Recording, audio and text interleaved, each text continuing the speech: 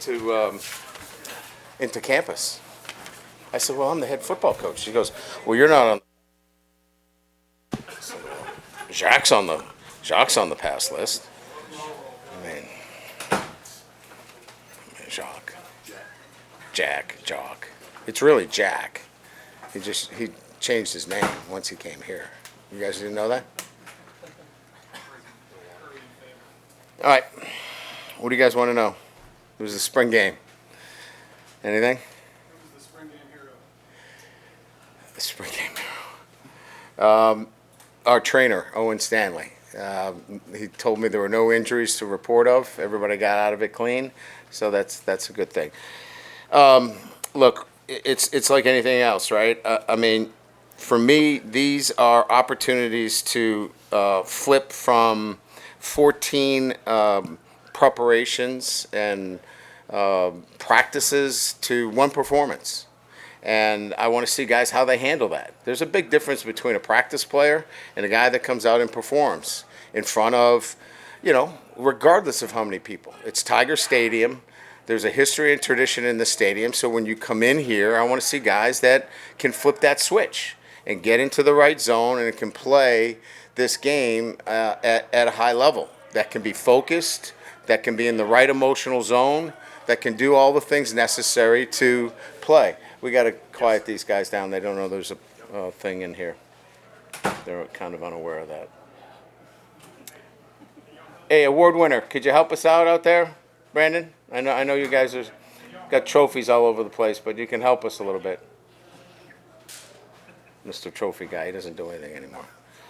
Won a couple of trophies. These guys are.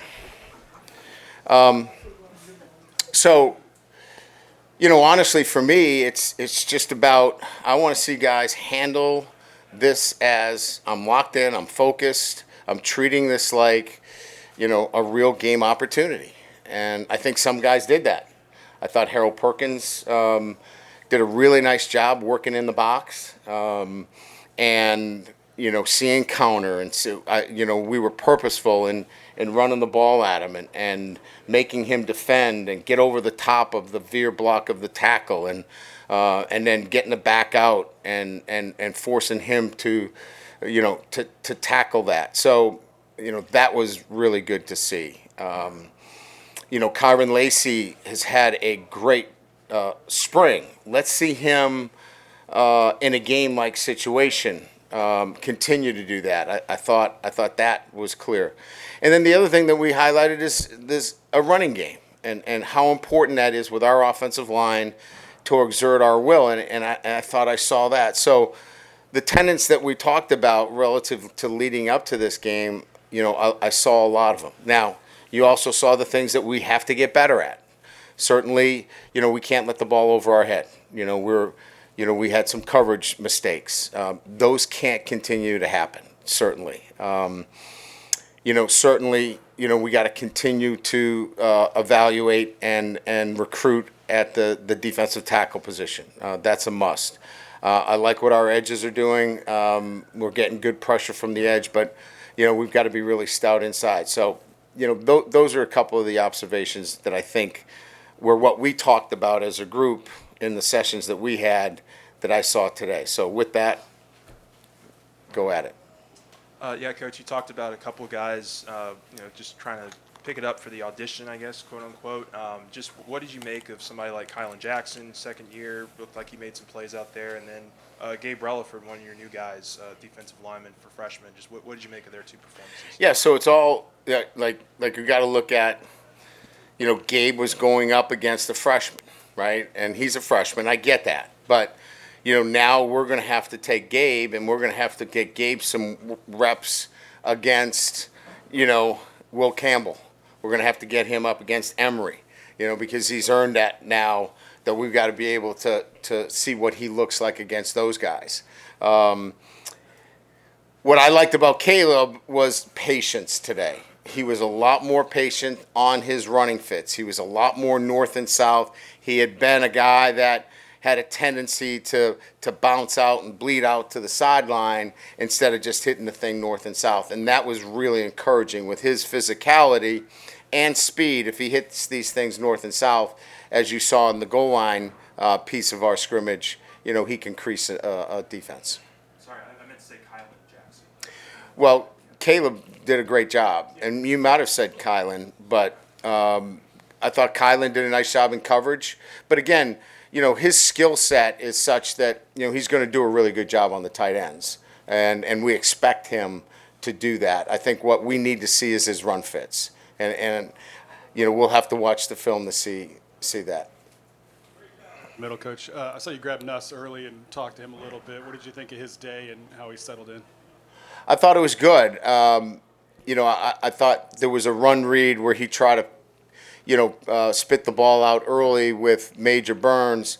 Major kind of plays with him a little bit on the line of scrimmage off, playing a little bit of cat and mouse. And, I told him, listen, if he's on the line of scrimmage, he can't get into his B-gap fit. Just hand the ball off. He can't get there.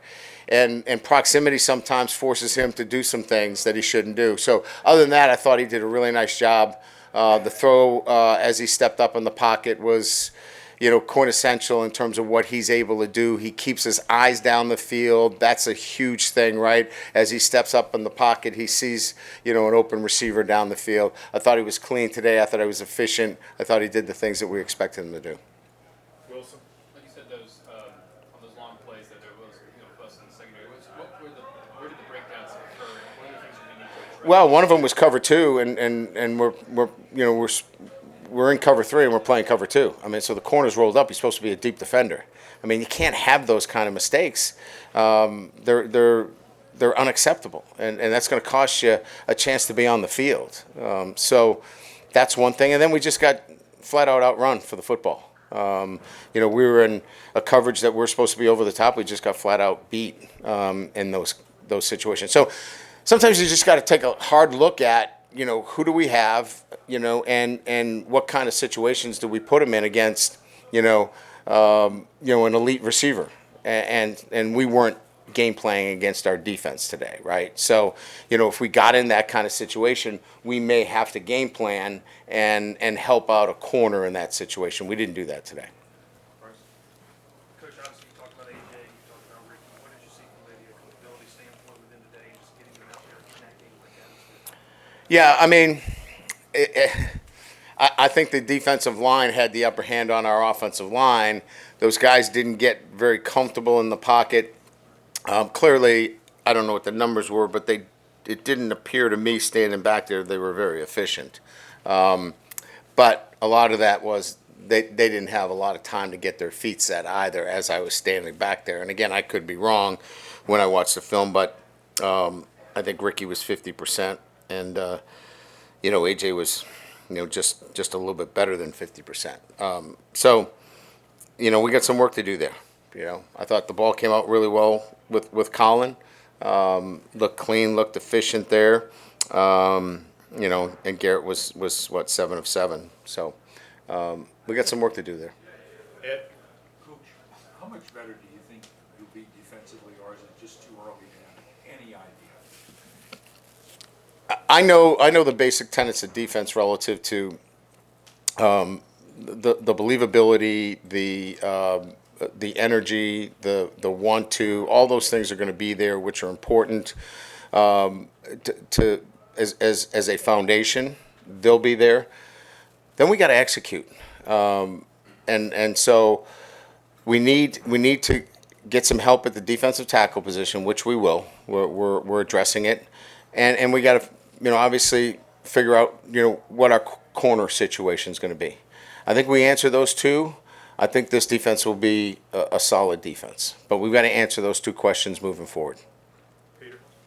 Coach, with Kylan Jackson, you mentioned last year as a freshman, there were just still a lot of things that he was learning. How have you seen him develop this spring and this offseason to the big plays he made today?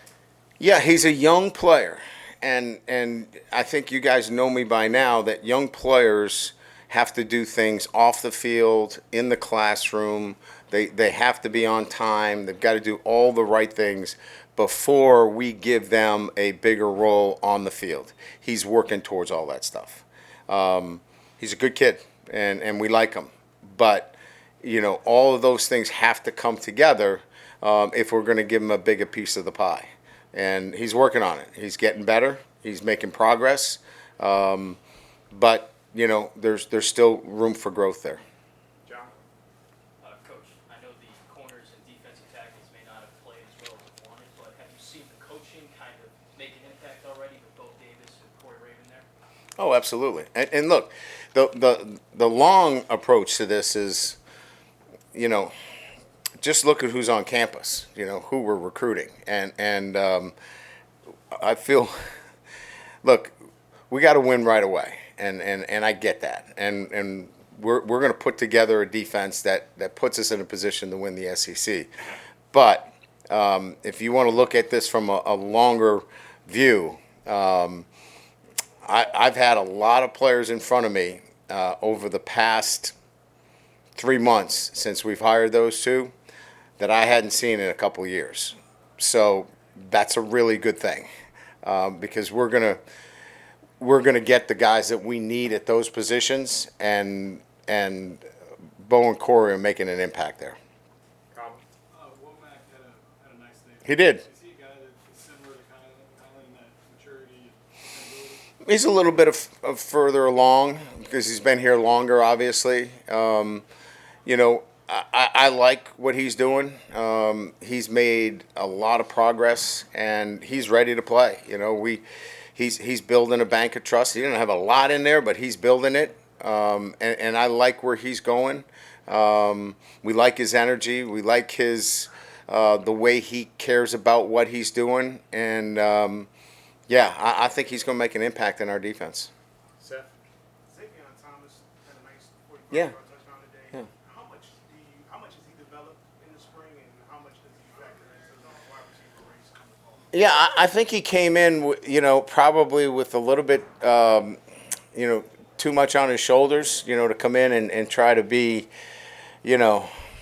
whatever, right? The next great LSU wide receiver.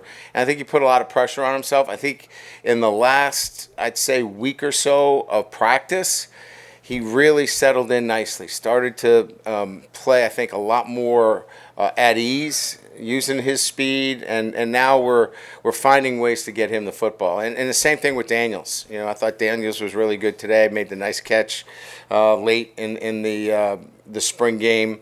But he really showed a consistency late. I think both those guys came in trying to maybe do a little bit too much and have kind of settled in nicely and will be really solid players for us.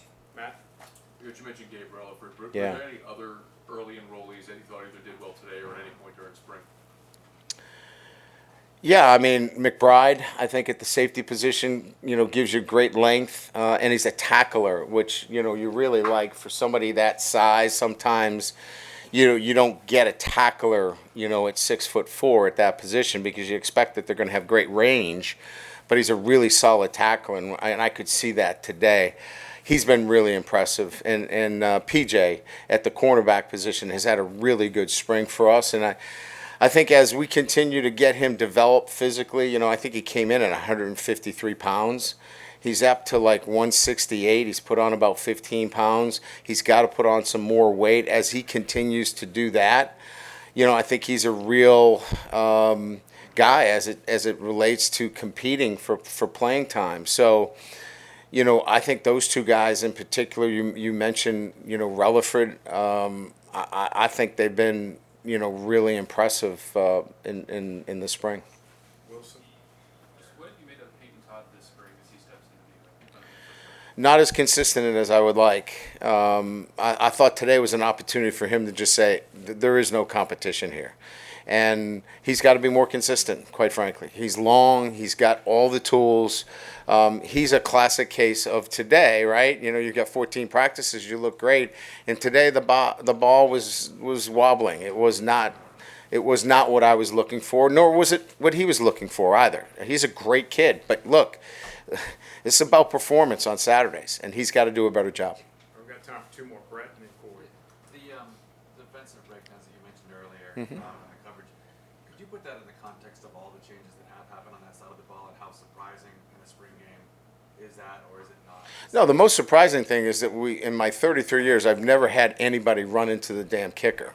I mean, really? I mean, that's crazy, I mean, I've had situations where we've blown coverage in the spring, but we just have to be smarter in those situations. I think, one time, as I mentioned, we got run by, by an elite receiver. That's going to happen in the spring because we're going to let the kids play. We're not going to have Blake was very vanilla today, right? He probably played 2 coverages. I think he sent the nickel a couple of times, but we weren't showing USC anything today, right? So that was vanilla defense. As I mentioned earlier, we would have done a lot of game planning against an elite receiver so we're on an island a little bit. What we can't have is we can't be playing cover 2 when we're supposed to be playing cover 3. And there's no safety help over the top when the corner's rolled up because he's in the middle of the field. So somebody's going to run by him. So we just can't have mental breakdowns like that. Brian, game-like setting, was it still good to see the explosiveness? Mm-hmm. I know a lot of people have been wondering about that because of the absence of Jaden and everybody, but was it good to see?